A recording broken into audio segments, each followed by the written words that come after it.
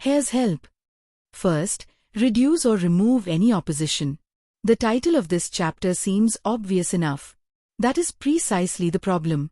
It obviously should be desirable to first reduce or remove any opposition which may block your progress to your life goal. It is so obvious that most people neglect it. They waste their efforts trying to remove obstacles when they need to remove the opposition behind the obstacles. So let's begin at the beginning, which happens to be a law of physics. Any force, however small, will move any mass, however large, if there is no opposing force. Which is science's way of saying that it is smart to reduce or remove the opposition behind the obstacles. Then you can move obstacles by using only little effort.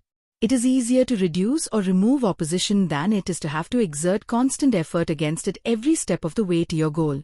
It is even easier not to incur opposition in the first place. If you trace your opposition back to its beginnings, you probably will find that you caused it. Something you did, said or wrote caused resentment. Once the seeds of resentment are planted, they grow into opposition. Unless you use proven success methods to turn resentment into goodwill.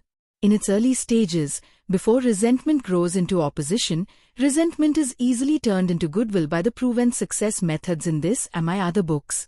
Of course, even after resentment has grown into opposition, proven success methods can still reduce or remove the opposition. This is much easier than having to push against opposition every step of the way to your life goal.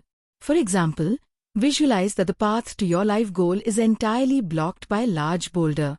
You are pushing the boulder from one side and your opposition is pushing back from the other side. There's a limit to how hard you can push the boulder. So it is much easier to reduce or remove the opposing force using proven success methods. Then, it will be easy for you to push the boulder because it is a law of physics that any force, however small, will move any mass, however large, if there is no opposing force.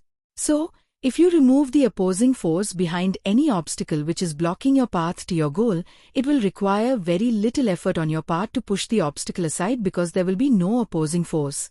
By using the proven success methods in this and my other books, you not only will be able to remove opposition but you will persuade the opposition to come around your side and help you push obstacles from your path to success.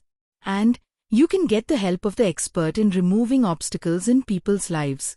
The Bible teaches that faith can move mountains. Infinity is a real obstacle mover. Of course, it takes a lot of faith to move a mountain. And, quite frankly, I haven't moved any mountains yet. But I have moved some formidable-looking obstacles which seemed like mountains when I was down, looking up at them.